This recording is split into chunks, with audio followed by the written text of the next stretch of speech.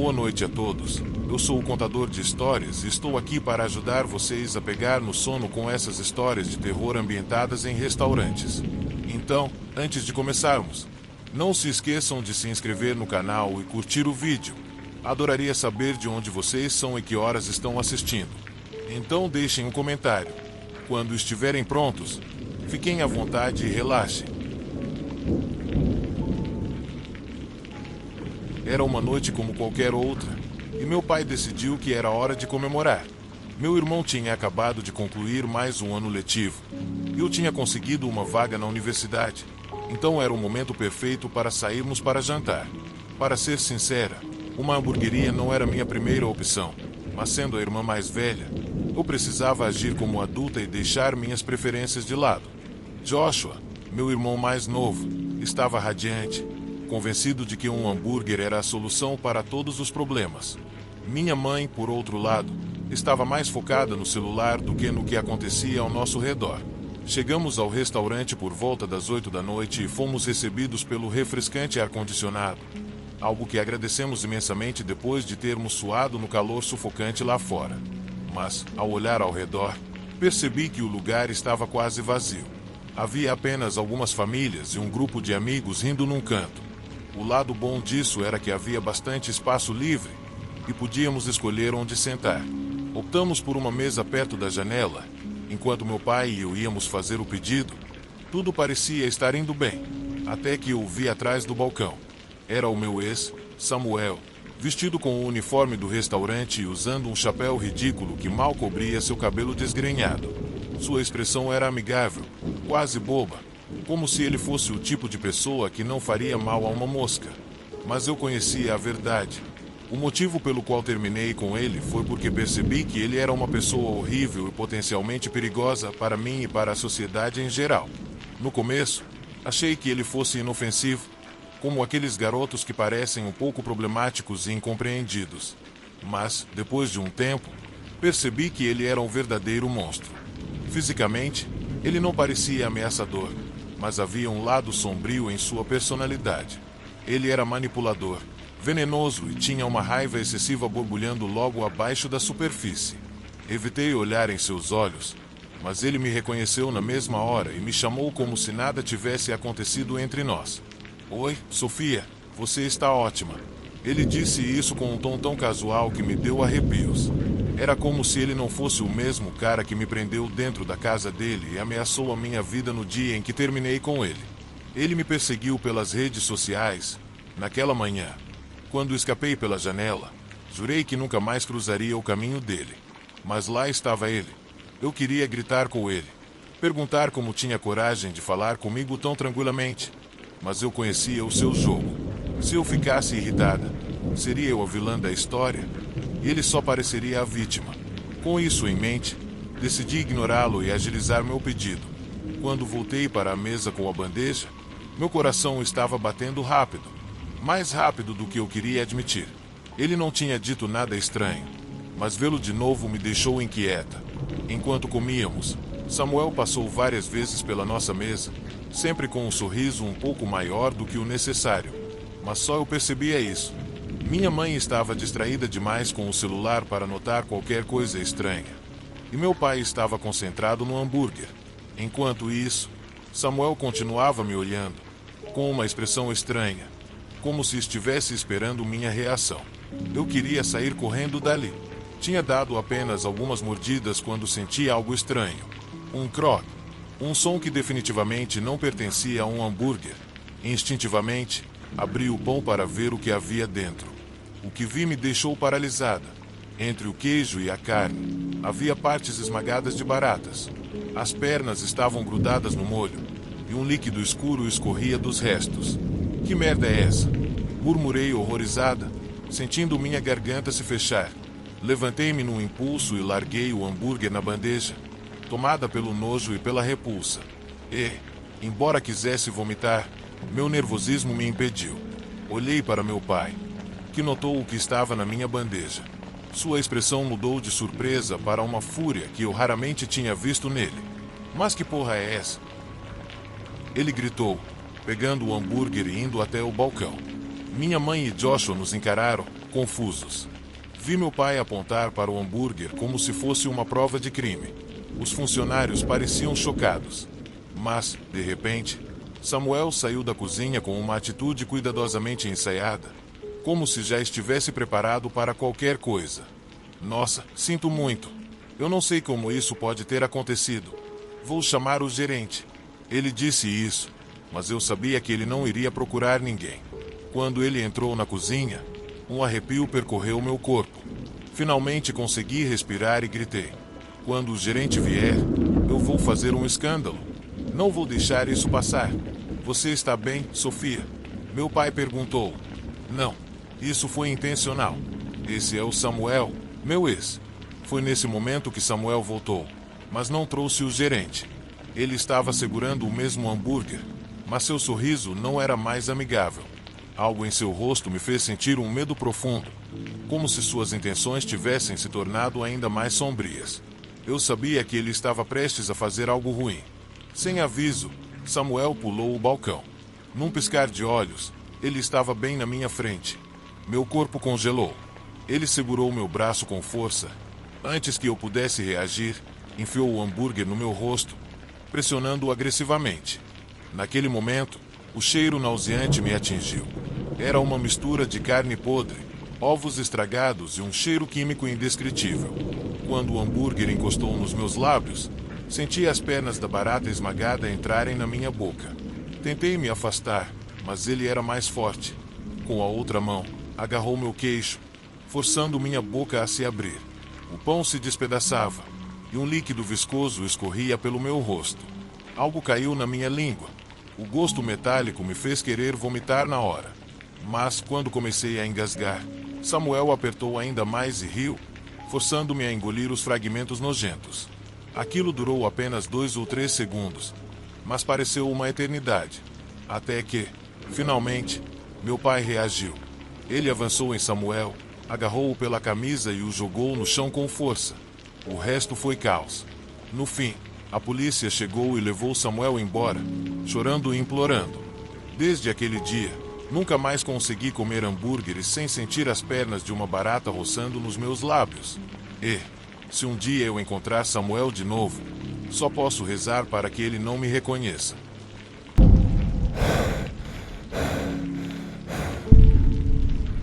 Tudo isso aconteceu no começo dos anos 90, quando eu tinha 9 anos de idade, então eu era apenas uma criança. Meus pais decidiram me levar a uma lanchonete que havia aberto nos arredores da nossa cidade e que tinha se tornado bastante popular ultimamente. Era uma noite de sábado, e estávamos comemorando o novo emprego do meu pai. Mas, para ser sincero, eu não ligava muito para o trabalho do meu pai. O que realmente me importava era que ele tinha prometido me comprar um combo com brinquedo, que supostamente era melhor do que o do McDonald's. Então, eu não tinha do que reclamar. Quando chegamos, o lugar estava lotado de famílias e crianças correndo para lá e para cá. Minha mãe encontrou uma mesa num canto, enquanto meu pai foi até o balcão fazer o pedido. Enquanto esperávamos a comida chegar, fiquei olhando para os brinquedos que vinham nos combos e me decepcionei ao ver que não tinham o que eu queria. Pedi para o meu pai tentar pedir aquele brinquedo mesmo assim, mas não tivemos sorte. Ele me disse que eu devia ser grato e me contentar com o que tinha. Normalmente, eu teria aceitado, mas eu tinha ouvido algo interessante. O irmão de um amigo meu trabalhava no McDonald's e nos contou que, às vezes, sobravam brinquedos no estoque, mas ninguém se dava ao trabalho de buscá-los. Então, ingenuamente, pensei que talvez essa lanchonete fizesse a mesma coisa. Enquanto esperávamos, comecei a olhar ao redor para ver se encontrava alguma forma de chegar ao estoque. Eu sabia que ele devia estar em algum lugar. Foi então que notei algo estranho na parede perto da nossa mesa. Havia uma portinha escondida atrás de uma placa metálica, que parecia ser um acesso de manutenção. Ninguém mais parecia ter notado aquilo, mas eu não conseguia parar de olhar. Olhei para os meus pais e percebi que eles estavam distraídos, conversando e mexendo no celular. Então, decidi me aproximar. Quando toquei na placa, percebi que ela não estava realmente fechada, como se alguém tivesse esquecido de trancar. Movido pela curiosidade, empurrei de leve, e a porta se abriu com um clique silencioso. Mas o que eu vi do outro lado não era nada do que eu esperava. Aquela portinha levava a um corredor frio e escuro. Eu sabia que não devia entrar, mas minha curiosidade foi mais forte. Eu precisava ver onde guardavam todos aqueles brinquedos. Entrei em silêncio, mas a primeira coisa que notei foi o cheiro esquisito no ar, uma mistura de carne crua e algum produto químico. No final do corredor havia outra porta, dessa vez maior e de aço inoxidável. Ela não tinha maçaneta, mas, quando empurrei, para minha surpresa, ela se abriu facilmente. Do outro lado, me deparei com uma enorme cozinha industrial, completamente diferente da que dava para ver do balcão. Havia mesas e prateleiras cheias de facas afiadas. No centro, um enorme freezer aberto. Me aproximei para dar uma olhada, mas me arrependi imediatamente. Dentro daquele congelador gigantesco, havia 2 cavalos inteiros, completamente esfolados, da cabeça aos pés. Os olhos dos animais estavam abertos, com uma expressão vazia, e seus corpos estavam cobertos de gelo. Foi então que percebi que um deles estava sem uma perna. Meu coração começou a bater descontroladamente e, por um momento, eu não conseguia respirar. De repente, ouvi passos. Um homem entrou por uma porta lateral segurando uma enorme faca. Ele foi direto até o freezer e o inspecionou.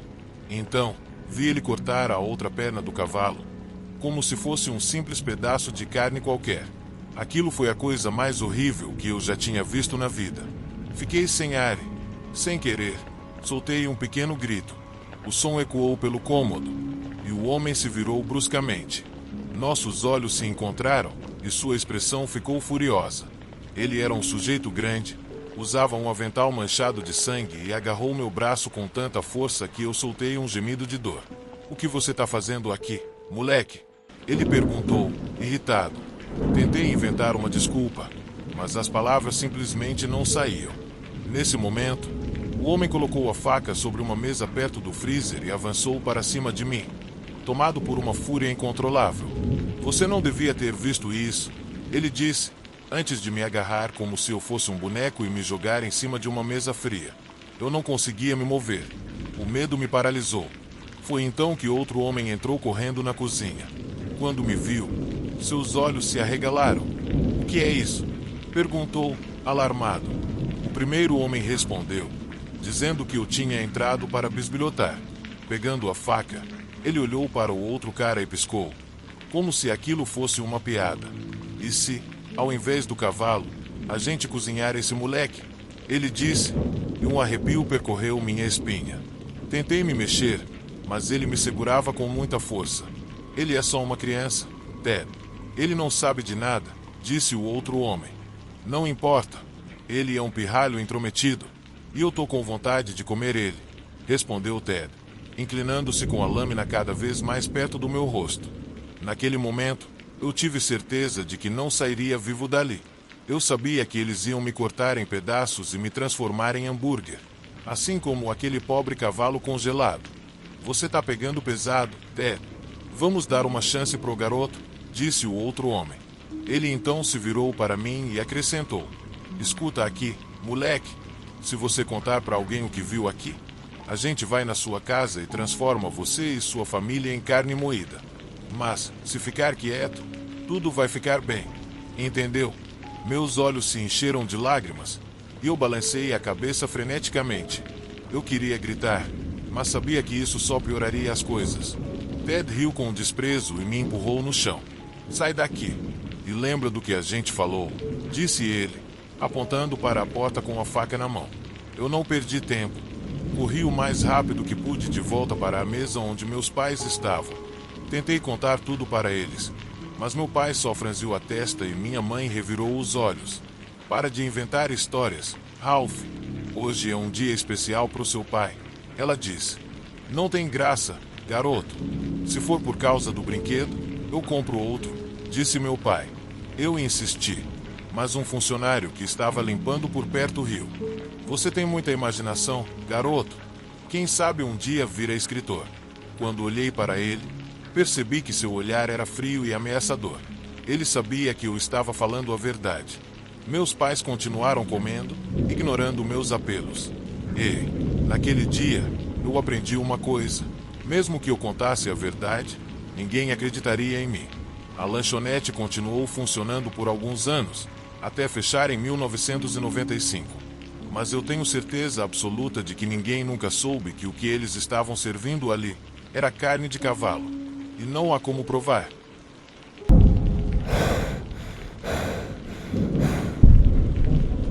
Quando eu tinha 19 anos, trabalhei em uma petissaria no Texas, onde a atmosfera era tão hostil e caótica que precisei fazer terapia depois que saí para conseguir entender tudo melhor. Para começar, é importante esclarecer que a maioria dos funcionários lá, se não todos, eram imigrantes indocumentados, o que significava que não tínhamos direitos. Tudo começou quando o antigo chefe, a quem chamaremos de Tom, foi demitido. A verdade é que Tom era um cara muito legal. Ele nos deixava trabalhar com tranquilidade, embora às vezes os clientes reclamassem da demora. A maioria saía satisfeita porque sabia que nossos pratos eram feitos com dedicação. O problema começou quando a gerência, tentando tornar o trabalho mais eficiente, decidiu contratar alguém novo, ao invés de promover um de nós para o cargo de chefe. Foi assim que Liz chegou, e ela se tornou o começo do nosso pesadelo. Ela era uma maníaca por tempo, sempre carregando vários relógios e nunca parando de nos apressar.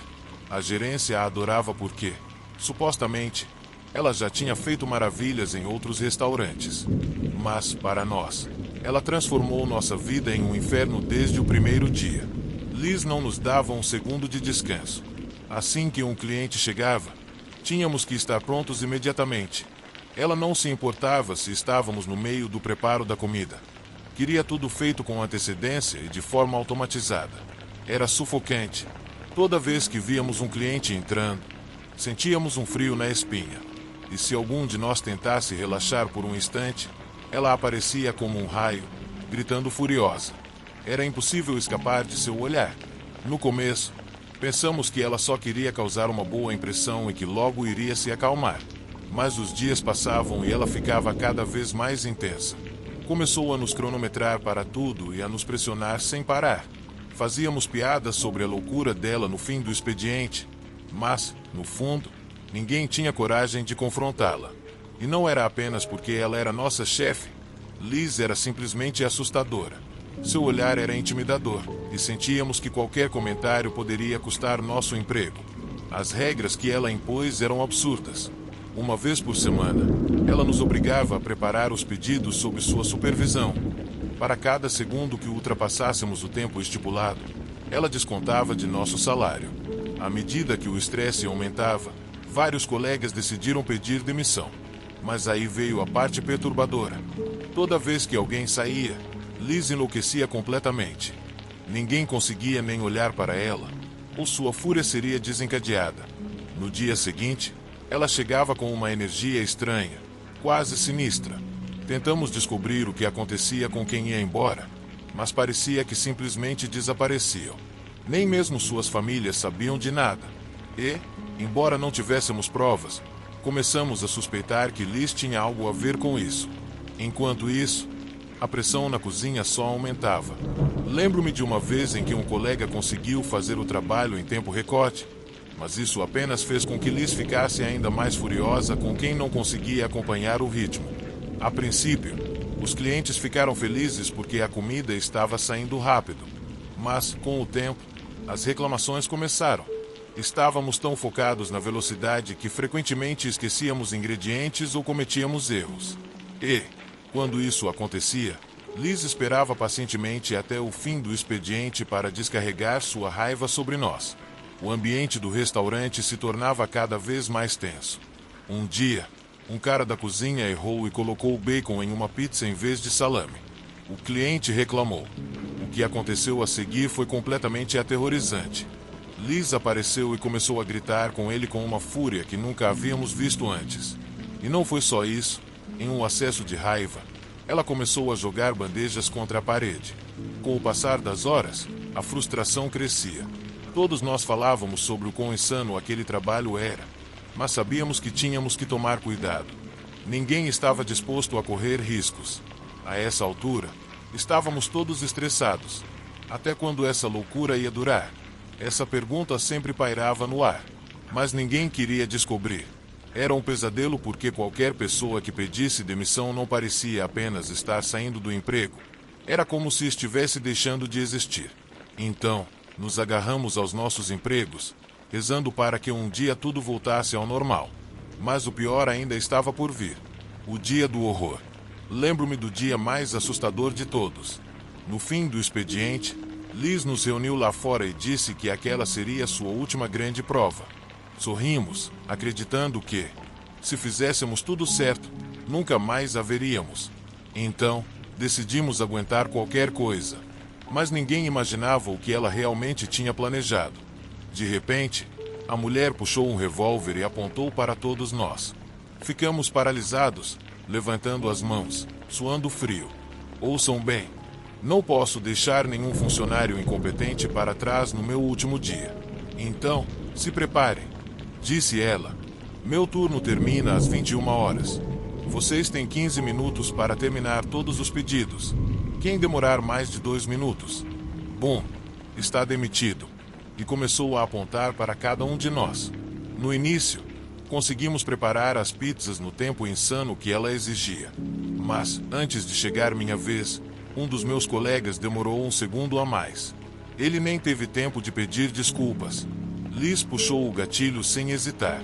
O barulho ecoou pelo restaurante. O sangue espirrou sobre nós. Ficamos completamente chocados. Naquele momento, percebemos que sua loucura era real e que nossas suspeitas estavam certas.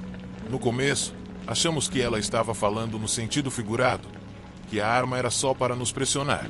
Nunca imaginamos que ela realmente mataria alguém. Mas, em vez de limpar a bagunça, ela simplesmente ordenou que continuássemos trabalhando. Enquanto o corpo do nosso colega estava no chão, nós tivemos que continuar fazendo pizzas. Os temperos estavam cobertos de sangue, mas isso não importava. O que importava era que ninguém podia errar. Por quê? Se errássemos, seríamos os próximos. Eu queria me rebelar, mas quem poderia nos culpar? Éramos apenas adolescentes apavorados que só queriam ir para casa. Minha colega Marta, uma equatoriana, começou a chorar desesperadamente. Infelizmente, ela foi a próxima a falhar. Liz não hesitou. Eu quase desmaiei. Marta estava do meu lado. O sangue dela respingou em mim. Quando chegou minha vez, Liz se aproximou e pressionou a arma contra minha cabeça. Se errar, sua cabeça estará aqui também. Entendeu? Juntei todas as minhas forças e respondi: sim, senhora. Fiz a pizza com as mãos tremendo, as lágrimas quase caindo. Ela terminou o cronômetro e sorriu. 1 minuto e 58 segundos. Você foi bem.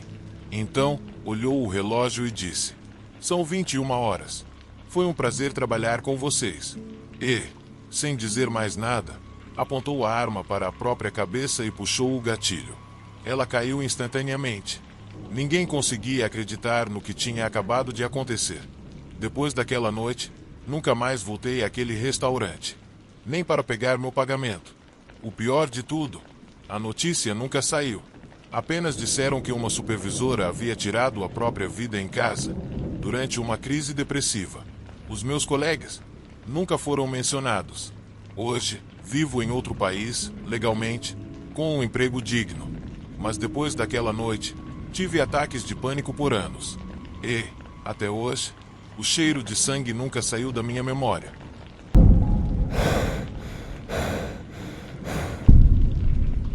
Para contar essa história, preciso explicar o contexto desde o começo. Eu tinha acabado de completar 16 anos. Para comemorar esse aniversário tão importante, viajei para Toronto com minhas 2 melhores amigas, Lily e Mia, meus pais e meu irmão mais novo. Alugamos um hotel para passar o fim de semana e nos divertimos muito nadando na piscina e depois fomos fazer compras. Tudo estava ótimo até aquele momento. Mas é aqui que a parte assustadora começa. Naquela noite, depois de voltarmos do shopping, fomos para o nosso quarto de hotel, tomamos banho. Por volta das 11 horas, começamos a ficar entediadas. Então, bati na porta que ligava meu quarto ao dos meus pais para perguntar se poderíamos dar uma volta por Toronto, já que não tínhamos nada para fazer. Minha mãe disse que sim. Quando estávamos prestes a sair, meu irmão mais novo decidiu ir junto porque também estava entediado. No fim das contas, Meus pais decidiram ir também para cuidar dele. Então lá estávamos nós, caminhando pelas ruas de Toronto e aproveitando a atmosfera da cidade. Meus pais e meu irmão estavam um pouco à frente, enquanto Lily, Mia e eu ficamos para trás, rindo e conversando. Depois de um tempo, comecei a sentir fome e disse aos meus pais que queríamos comer algo. Era meu aniversário, então eles não iam dizer não. Caminharam conosco até encontrarmos um enorme prédio de 2 andares cheio de restaurantes e redes de fast food. No centro, havia uma escada rolante grande que levava ao 2º andar. Não havia muitas pessoas por lá, mas as poucas que estavam pareciam um pouco estranhas. A verdade é que não vimos nenhum lugar para comer no 1º andar, então decidimos subir para o 2º. Meus pais foram direto para um McDonald's que avistamos assim que saímos da escada rolante e se sentaram em uma mesa distante. Lily não estava com muita fome, então foi procurar uma mesa para nós, enquanto Mia e eu decidimos comprar um sorvete. Enquanto esperávamos, notamos um grupo de 3 rapazes sentados perto da sorveteria. Percebi que estavam olhando para nós e cochichando entre si. Logo depois, 2 deles vieram para trás de nós e entraram na fila. Achei um pouco estranho, mas não dei muita atenção na hora. De repente, um deles, que tinha uma aparência muito esquisita, começou a falar com Mia. Esse cara era alto e parecia jamaicano. Ele tocou no ombro dela e disse: "Ei, nunca estive aqui antes. Que sabor de sorvete você recomenda?" Para ser sincera, me senti um pouco desconfortável, porque o cara parecia assustador. Ele era um homem adulto, devia ter uns 30 anos. Tinha um jeito estranho e uma atitude ainda mais estranha. Além disso, enquanto falava com ela, ficava brincando com a tampa de um pequeno frasco escuro. Mia, que é super amigável, não pensou muito nisso e continuou conversando com ele. Foi então que o outro cara do grupo se aproximou de mim. Desde o começo, esse cara me deu uma sensação ruim, então tentei evitá-lo o máximo possível. Ele também era um homem jamaicano muito alto e usava um sobretudo branco e um chapéu. Chegou perto de mim e disse: "Uau, você tem um visual exótico. Qual é a sua origem?" Fiquei surpresa com a pergunta. Para mim, parecia algo muito estranho. Então apenas e nervosamente disse de onde eu era. Não queria ser rude. Sou de Lunenburg, mas tenho ascendência asiática e latino-americana pelo lado dos meus pais. Por quê? Ele respondeu: "Uau, que mistura bonita. Você é muito linda. Posso ter seu número?" Obviamente, eu disse não. No entanto, o cara insistiu, dizendo que só queria conversar comigo por mensagens. Fui firme e repeti que não dava meu número para estranhos. Achei o comportamento dele extremamente inapropriado, principalmente porque ele era um homem adulto e eu era apenas uma adolescente. Além disso, quem pede o telefone de uma pessoa completamente desconhecida? Mas, enquanto ele continuava tentando me convencer, percebi que o terceiro cara do grupo, que estava sentado observando tudo de longe, se levantou. Esse outro cara também era jamaicano, muito alto, mas estava vestido de forma elegante e segurava uma maleta na mão. Ele fez contato visual comigo antes de descer pela escada rolante para o 1º andar. Toda a situação estava me assustando, e eu já estava pronta para sair dali. Quando, de repente, o homem que estava falando com Mia se virou para mim de novo e disse: "Ah, eu já tenho sua amiga no Snapchat. Queria saber se posso adicionar você também." Eu respondi que não dava meu Snapchat para estranhos, mas ele riu e perguntou: "Ok, mas preciso saber, vocês duas estão aqui sozinhas ou seus pais estão por perto?" Para ser sincera, não sabia o que responder. Na minha inocência, não entendi por que ele estava perguntando aquilo. Então fiquei paralisada. Mas, naquele momento, Mia respondeu por mim: "Nossos pais estão no McDonald's e nossa outra amiga, Lily, está sentada ali perto." Os rapazes olharam para Lily e acenaram para ela. Quando ela percebeu que estávamos desconfortáveis, começou a se preparar para vir nos tirar daquela situação. Nesse momento, meus pais se aproximaram de Lily e disseram que estavam voltando para o hotel. Como o local ficava a poucos minutos de caminhada, minha mãe achou que estaríamos bem. Lily confirmou com um aceno, então meus pais e meu irmão foram para a escada rolante. Ela veio até nós e os caras estranhos. "Está tudo bem por aqui?" Ela perguntou. O cara de sobretudo branco olhou para mim e disse: "Ah, sim, claro. Tchau, linda." Eu nem olhei para ele direito. Lily, Mia e eu nos entreolhamos e decidimos que era hora de ir embora. Eu não queria ficar lá nem mais um minuto. Começamos a andar em direção à escada rolante, mas, para o meu horror, vi que aqueles mesmos caras estavam nos seguindo. Naquele momento, comecei a ficar realmente nervosa. Meus pais já tinham ido embora, então estávamos sozinhas. Éramos 3 garotas de 16 anos, em um prédio quase vazio, àquela hora da noite, em uma cidade que não conhecíamos. Disse para Mia que aqueles 2 estavam nos seguindo. Assim que ela percebeu, também ficou preocupada. Descemos a escada rolante e eles fizeram o mesmo. Naquele momento, havia apenas 2 outras pessoas na escada rolante separando a gente daqueles homens assustadores. Quando finalmente chegamos ao térreo, vi meus pais e meu irmão na fila do Starbucks. Senti um alívio imenso e corremos até eles para contar o que estava acontecendo. Mas, assim que comecei a falar com minha mãe, percebi que os homens notaram que ainda estávamos ao alcance deles. Então, assim que chegaram ao térreo, voltaram a subir para o 2º andar. Minha mãe nos disse que eles já tinham subido de volta e que devíamos ir para o quarto. Saímos do prédio, mas, quando chegamos na rua, vi o homem da maleta parado bem ao lado da saída, nos encarando. Suor frio escorreu pelas minhas costas. Ele ficou nos observando enquanto passávamos. Quando olhei para trás, vi ele se aproximar de um carro preto com vidros escurecidos. Ele bateu na janela e o motorista abaixou um pouco o vidro. O homem cochichou algo e voltou para dentro do prédio. Naquela noite, não conseguimos dormir. No dia seguinte, pedi aos meus pais para irmos para casa, mesmo com o dia já pago no hotel. Eles entenderam e fomos embora imediatamente. Até hoje, não quero nem imaginar o que poderia ter acontecido se meus pais não estivessem por perto.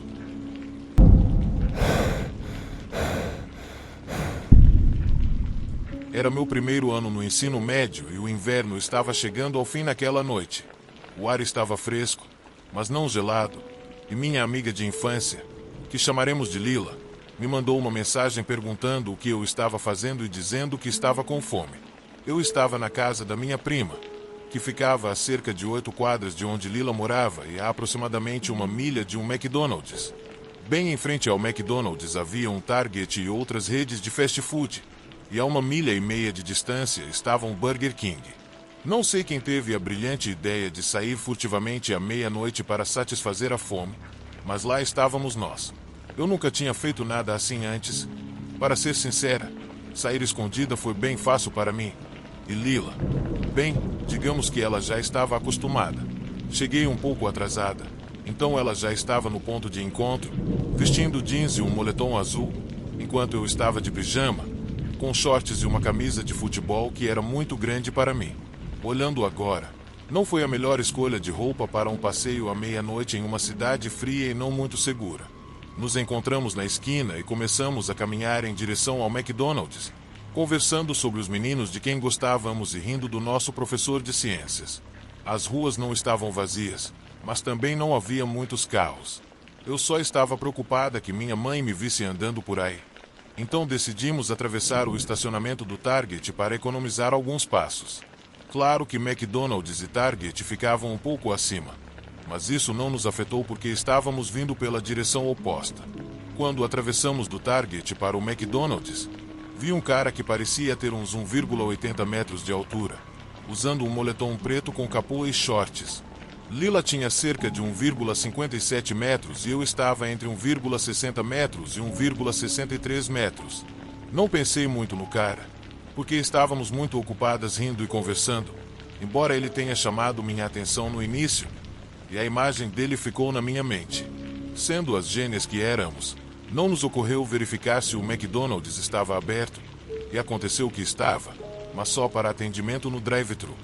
Bem, outra falha na nossa missão de jantar, mas não desistimos, porque o Burger King não estava tão longe. Então, decidimos seguir para lá.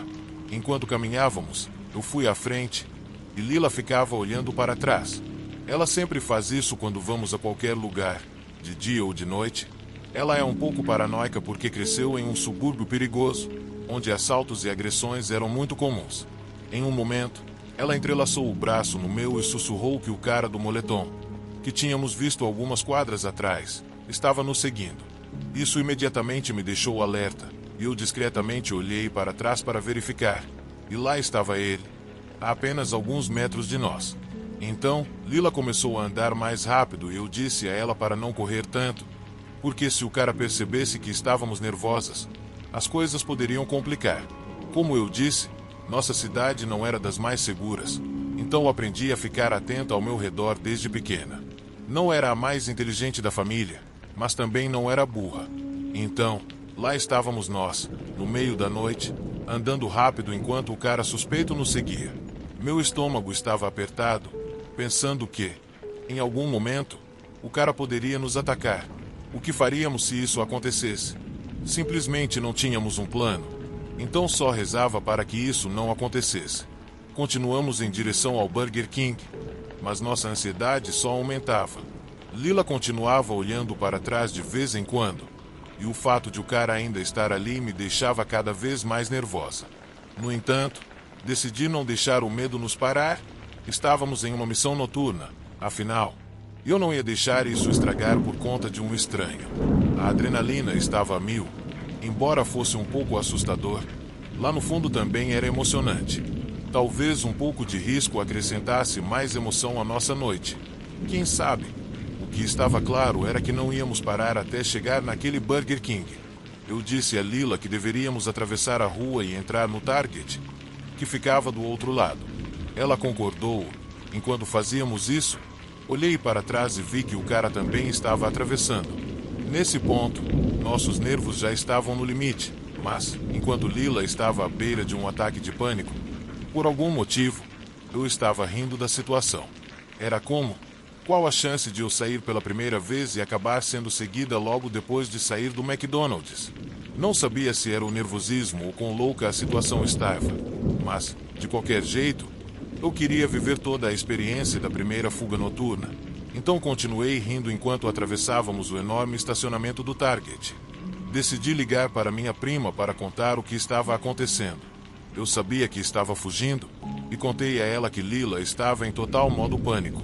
No meio da história, desliguei a chamada porque Lila e eu decidimos correr em direção à entrada do Target. O cara ainda estava atrás de nós. Uma vez dentro, decidimos andar um pouco, caso ele estivesse nos seguindo para dentro da loja. Mas, felizmente, ele não entrou. Nos sentamos perto das janelas de vidro para avaliar a situação. No entanto, Lila me disse que tinha visto o cara atravessar o Target, indo na direção de onde tínhamos vindo. Decidi ligar para meu irmão mais velho para pedir conselhos, e ele me disse para ligar para minha prima e pedir para ela vir nos buscar. Mas, em vez de ligá-la, eu mandei uma mensagem pedindo para ela trazer um namorado, que era um cara enorme e musculoso que intimidaria qualquer um. Ela respondeu que ele nos encontraria na entrada, e eu concordei. Lila parecia aliviada, mas eu ainda estava um pouco descontraída. Alguns minutos se passaram e um cara entrou no Target e se aproximou de nós. Não lembro exatamente como ele era, mas acho que ele era branco e tinha cerca de 1,70 metros. Ele nos disse que estava no drive-thru do McDonald's quando nos viu saindo e notou o cara nos seguindo. Ele disse que nos viu atravessar para o Target e queria garantir que estávamos bem. Contamos nossa versão da história e dissemos que estávamos, na verdade, seguras. Ele concordou com a cabeça, mas nos alertou que não deveríamos estar tão tarde na rua e que realmente deveríamos ligar para nossas famílias virem nos pegar. Dissemos a ele que nossas famílias já estavam a caminho e agradecemos pela preocupação. Ouvir outra pessoa falar sobre o que aconteceu fez a situação parecer mais real para mim. No final, minha prima chegou com o namorado e o pai dela no carro. Então, sim, fomos presas, de certa forma, mas eu não me meti em encrenca porque, bem, eram minhas primas e isso ajudou um pouco. Além disso, eu sabia que minha mãe teria ficado furiosa com elas por não perceberem que eu tinha fugido. Lila veio para a casa da minha prima comigo e começamos a conversar sobre o que tinha acontecido. Eu até fiz uma chamada de vídeo para um dos nossos amigos mais velhos para contar a história. Lila e eu, por razões que nada tinham a ver com aquela noite, paramos de falar anos depois. mas sempre lembramos desse evento e ríamos sobre o que aconteceu. No entanto, era aterrorizante pensar como teria sido fácil algo ruim ter acontecido se tivéssemos continuado o caminho até o Burger King. O fato de alguém mais ter presenciado tudo fez a situação parecer ainda mais real para mim. Depois disso, fui seguida mais algumas vezes e aprendi a não levar a segurança de forma leviana. Então, sim, acho que é seguro dizer que não sairei sozinha nessas horas nunca mais.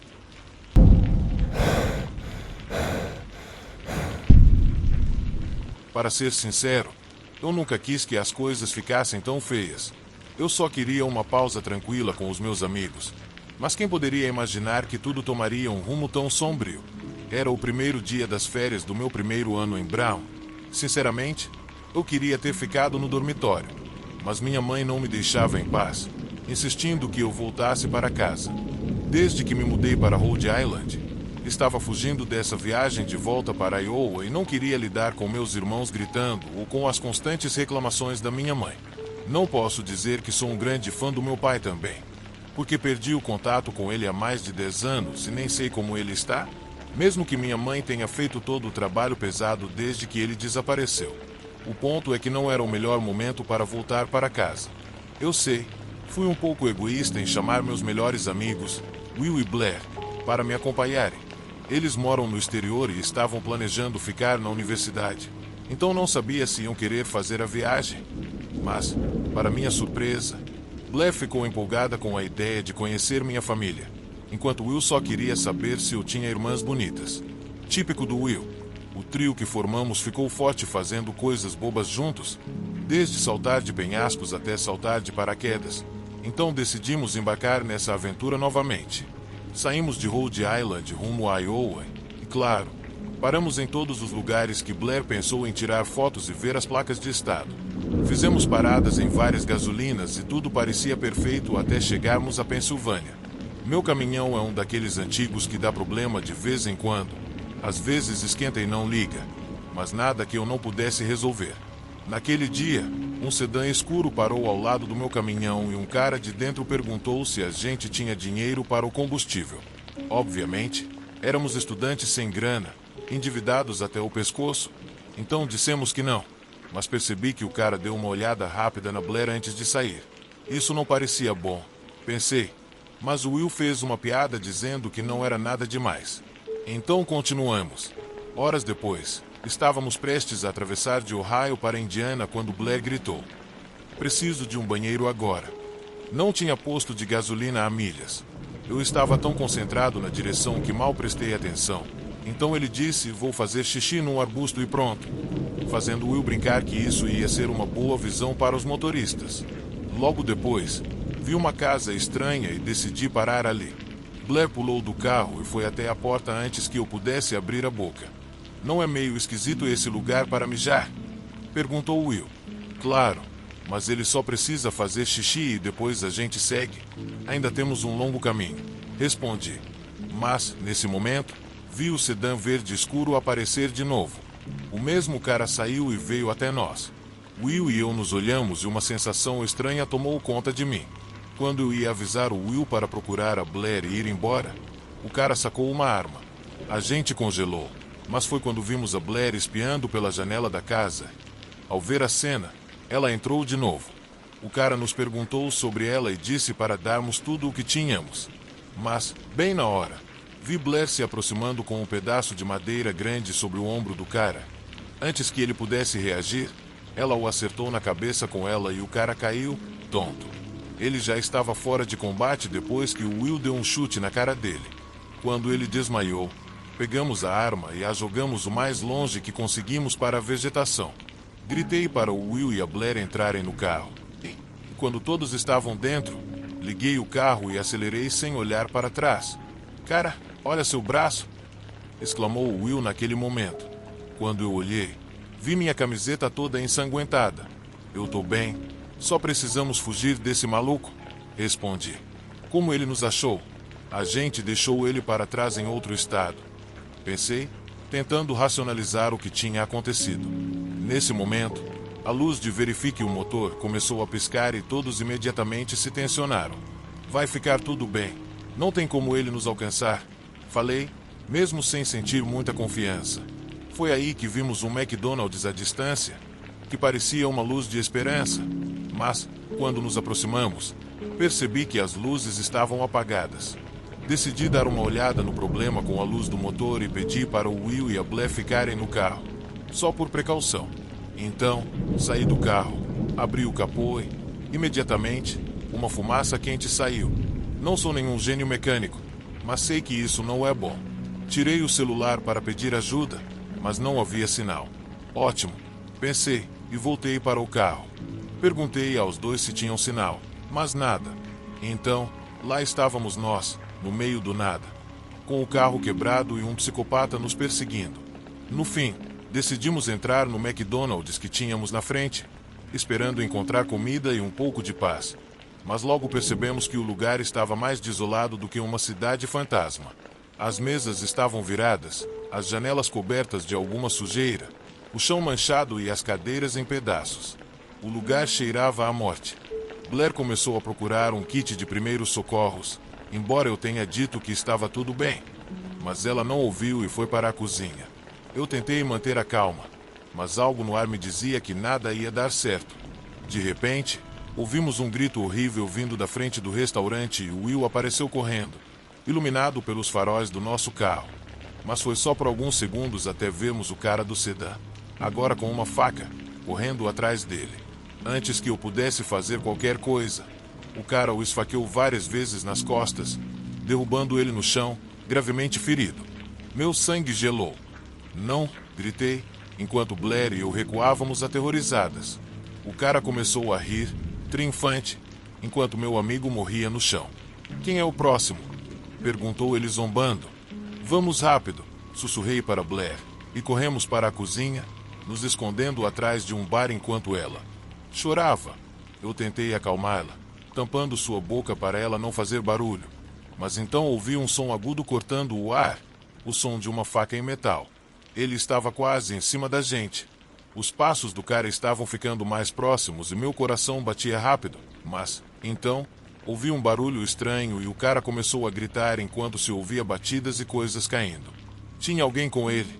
Será que era o Will? Estava vivo. Eu pulei do meu esconderijo. Quando olhei para onde tudo estava acontecendo, percebi que o maluco estava brigando com alguém.